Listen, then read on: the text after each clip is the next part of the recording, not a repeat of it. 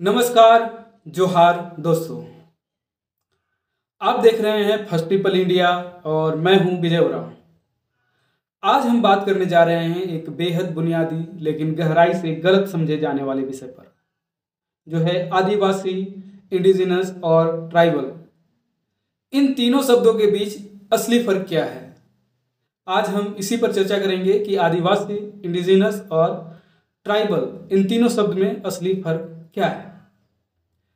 कई बार जब हम ट्राइबल, आदिवासी या इंडिजिनस शब्द सुनते हैं तो हमें लगता है कि ये तीनों का मतलब एक ही है। लेकिन जरा रुकिए, जब हम इनके इतिहास, प्रयोग और राजनीति को झांकते हैं कि यह क्या राजनीति रहा है इन तीनों शब्दों का, तो समझ में आता है कि इसके पीछे बहुत कुछ छिपा है। ये शब्द सिर्फ पहचान नहीं है, बल्कि एक संघर्ष, एक इतिहास और एक अधिकार की कहानी कहते हैं। तो ये तीनों शब्द बिल्कुल भी एक नहीं है, बल्कि ये तीनों का अपना एक संघर्ष, एक इतिहास और एक अधिकार की कहानी रहा है। तो सबसे पहले जो तीनों शब्द हैं उनमें से सबसे पहले जो शब्द आता है ट्राइबल, उस पर चर्चा करते हैं। ट्राइबल शब्द, जो कि अंग्रेजी के ट्राइब से बना है, यह शब्द ब्रिटिश औपनिवेशिक काल के दौरान भारत में प्रशासनिक वर्गीकरण के रूप में आया। ट्राइबल शब्द अंग्रेजी के ट्राइब से बना है। यह शब्द ब्रिटिश औपनिवेशिक काल के दौरान भारत में प्रशासनिक वर्गीकरण के रूप में आया। ब्रिटिश अफसरों ने भारत के उन समुदायों को जो जंगलों, पहाड़ों और ग्रामीण इलाकों में रहते थे, उन्हें ट्राइब कहा। यानी ऐसे समूह जो मुख्य धारा के समाज से अलग माने जाते थे। इस शब्द के पीछे का उद्देश्य वैज्ञानिक या सांस्कृतिक नहीं था, बल्कि प्रशासनिक और राजनीतिक था। समझना जरूरी है कि ट्राइब शब्द या ट्राइबल लिखने के पीछे, इस शब्द के पीछे का उद्देश्य वैज्ञानिक या सांस्कृतिक नहीं, बल्कि प्रशासनिक और राजनीतिक था। ब्रिटिश शासन ने जनगणना, राजस्व और शासन व्यवस्था के लिए लोगों को अलग अलग श्रेणियों में बांटा, जैसे कास्ट, ट्राइब और अदर क्लासेस। ट्राइब को वे समाज का पिछड़ा और प्राकृतिक हिस्सा मानते थे, जो कि उनके हिसाब से सिविलाइज समाज से कमतर था। मैं फिर से रिपीट करता हूं, ट्राइब को वे समाज का पिछड़ा और प्राकृतिक हिस्सा मानते थे, जो उनके हिसाब से सिविलाइज समाज से कमतर था।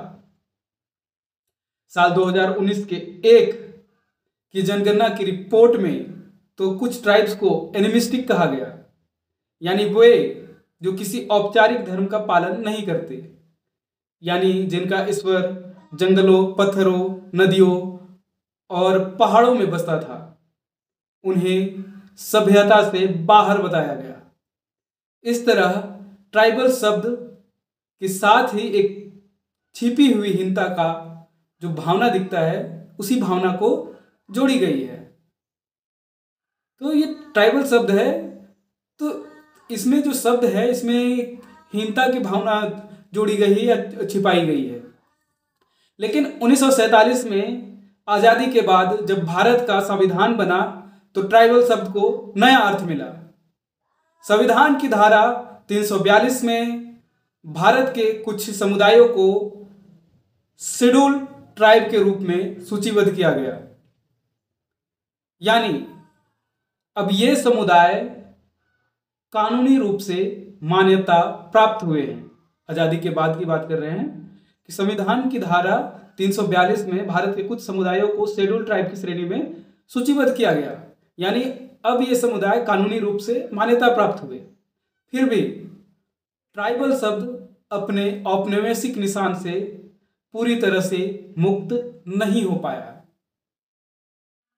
हम लोग पहले भी चर्चा कर चुके हैं, यह शब्द आज भी प्रशासनिक फाइलों, रिपोर्टों और सरकारी दस्तावेजों में सब्जेक्ट ऑफ पॉलिसी के रूप में प्रयोग होता है,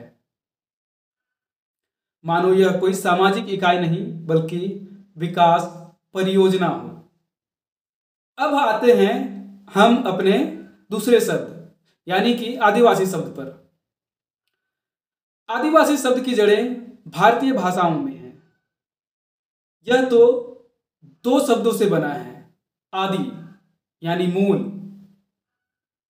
या पहला, और वासी यानी निवासी।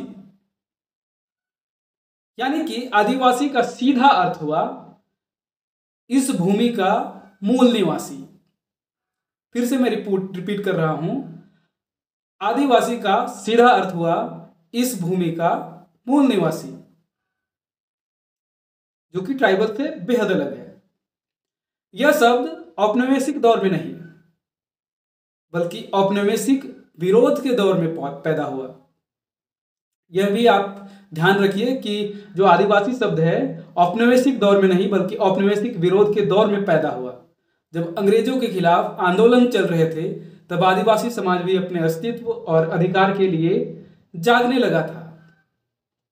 खैर, आदिवासी समाज तो काफी पहले से, अंग्रेज के आने से पहले से ही काफी जगा हुआ था और लगातार विरोध करते रहे हैं। हम पाते हैं कि 1920 और 1930 के दशक में झारखंड, छत्तीसगढ़ और ओडिशा के क्षेत्रों में कई आंदोलन उभरे, चाहे वो संथाल हो, मुंडा हो या हो समुदाय के हो, उरांव हो या गोंड समाज के लोगों के द्वारा हो। इन लोगों ने कहा कि हम इस धरती के पहले लोग हैं और इस तरह से कहकर उन्होंने अपने अधिकार की मांग की शुरुआत की। आप देखेंगे कोई भी आदिवासी आंदोलन हो, वे जल जंगल जमीन के बिना कोई भी बात नहीं करते और वो कहते हैं कि हम इस भारत के पहले निवासी हैं। एक बड़ा नाम आता है जयपाल सिंह मुंडा, जो ऑक्सफोर्ड से पढ़े और भारतीय संविधान सभा के सदस्य थे। उन्होंने 1940 के दशक में आदिवासी शब्द को राष्ट्रीय मंच पर उठाया। उन्होंने कहा था, we are the adivasis, the original inhabitants of this land, या we are the indigenous, the original owner of India. उनकी इस घोषणा ने ट्राइबल शब्द की जगह आदिवासी को सम्मान का प्रतीक बना दिया। आप अगर चाहें तो उनकी स्पीच यूट्यूब पर भी पड़ी हुई है, आप उन्हें देख सकते हैं, उस पर कई किताब भी लिखी गई है। इस शब्द के आत्मसम्मान, आपको यह समझना जरूरी है कि जो आदिवासी शब्द है, इस शब्द में आत्मसम्मान है, संघर्ष है और पहचान की भावना है। यह वह शब्द है जो आदिवासी समाज ने खुद ने चुना है, किसी सरकार या सरकार ने नहीं थोपा।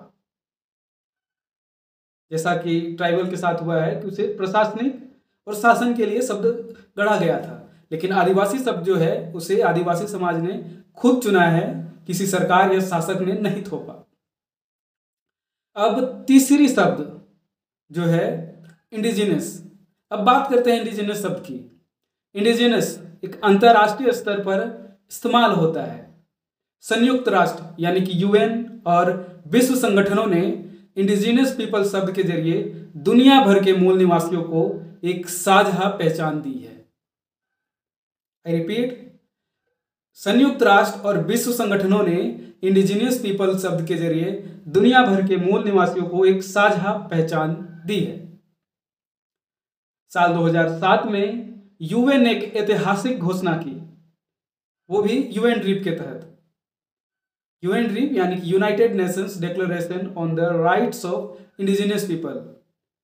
इस घोषणा में कहा गया कि हर इंडिजिनस समुदाय को यह अधिकार है कि वे अपनी भाषा, संस्कृति और पहचान को अपने तरीके से जीवित रखें।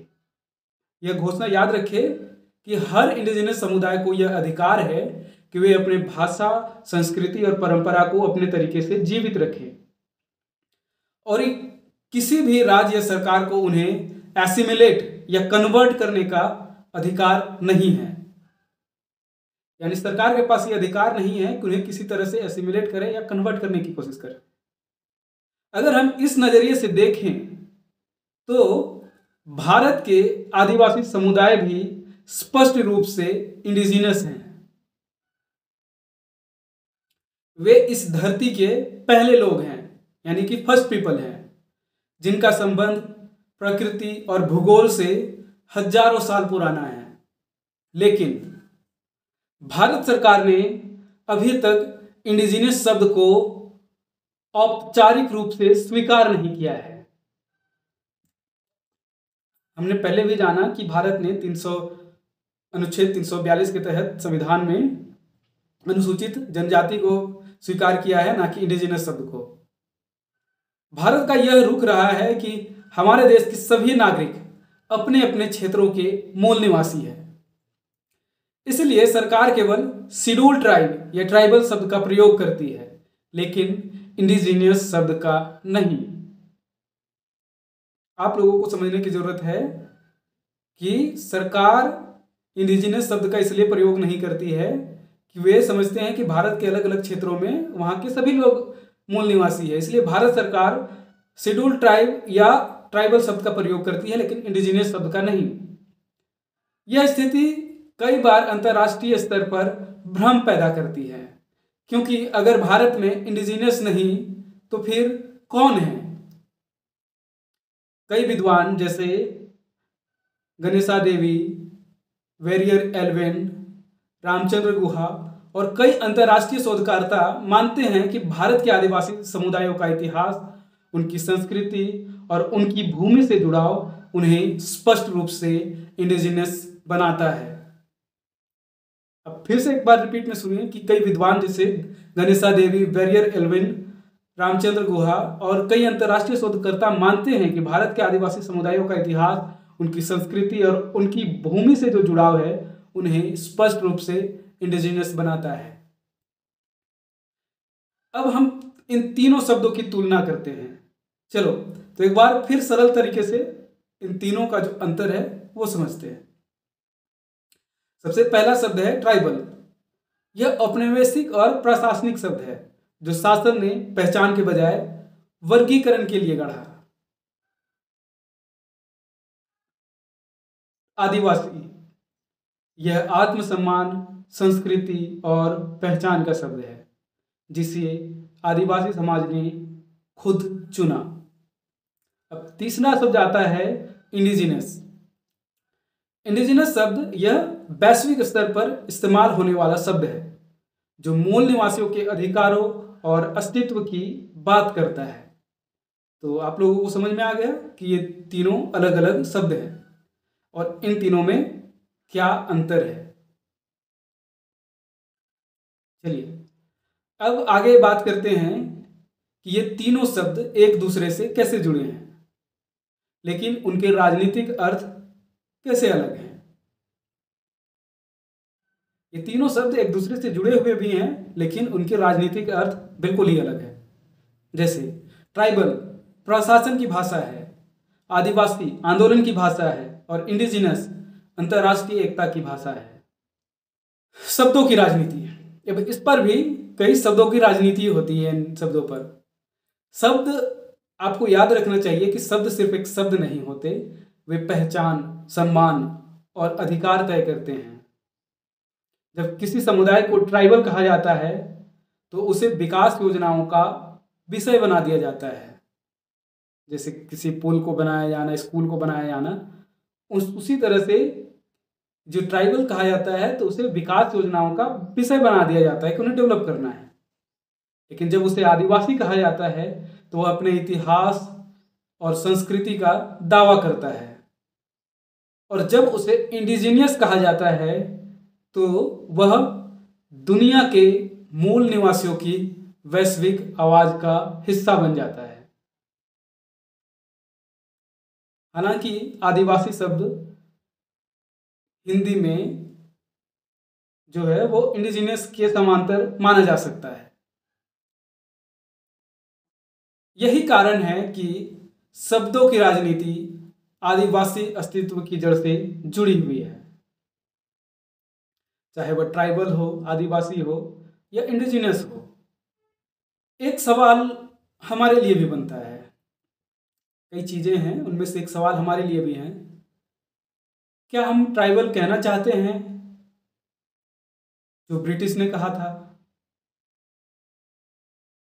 या आदिवासी जो हमारे लोगों ने खुद कहा?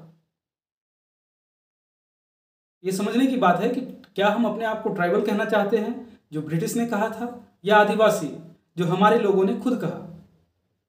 यह फर्क छोटा लग सकता है, लेकिन इसका असर बेहद गहरा है।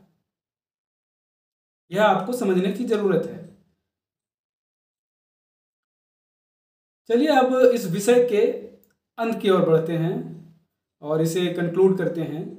तो अब आपने समझ लिया होगा कि ट्राइबल, आदिवासी और इंडिजिनस, ये जो शब्द हैं तीनों एक जैसे नहीं हैं।